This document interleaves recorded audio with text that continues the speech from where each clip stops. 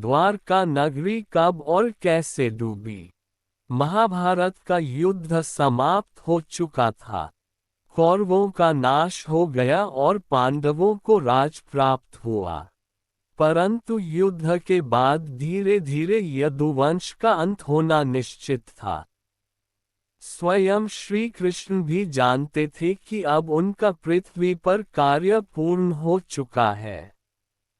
यदुवंश का कलह। द्वारका में यदुवंशी वीर अपार शक्ति और संपत्ति के कारण अहंकारी हो गए। एक बार कुछ ऋषि द्वारका आए। यदुवंशियों ने उनसे उपहास किया। ऋषियों ने क्रोध में श्राप दिया कि यदुवंश अपने ही हाथों से नष्ट होगा। समय आने पर यही हुआ। मदिरा और क्रोध में अंधे यदुवंशी आपस में भिड़े और आपसी युद्ध में ही नष्ट हो गए। श्री कृष्ण का प्रस्थान। जब श्री कृष्ण ने देखा कि यदुवंश का नाश हो चुका है, तब उन्होंने भी जान लिया कि अब उनकी लीला पूर्ण होने का समय है।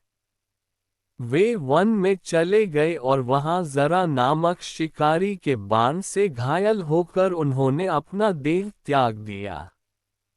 द्वारका का डूबना। श्री कृष्ण के देह त्याग के कुछ ही समय बाद एक अद्भुत घटना हुई। समुद्र की लहरें धीरे धीरे बढ़ने लगीं। पहले तट पर बसी बस्तियां जल में समा गईं। फिर महल, प्रासाद, मंदिर और बाजार सब समुद्र की लहरों में डूब गए। जहां कभी सोने जैसी स्वर्गीय द्वारका नगरी बसी थी, वहां अब केवल अथाह समुद्र का जल था।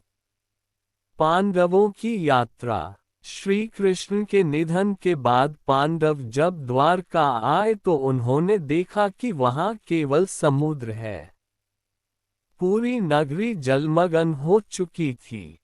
ये देखकर वे अत्यंत दुखी हुए और समझ गए कि समय से बड़ा कोई नहीं।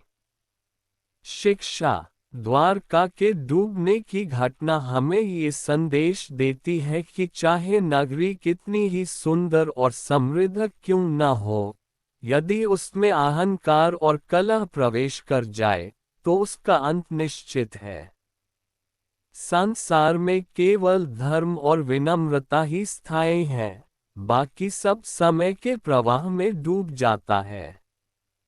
उंगली से दाहिनी ओर इशारा। क्या आप चाहेंगे कि मैं इसका संक्षिप्त समय क्रम टाइमलाइन भी बनाऊं ताकि कब और कैसे द्वारका डूबी और स्पष्ट हो जाए।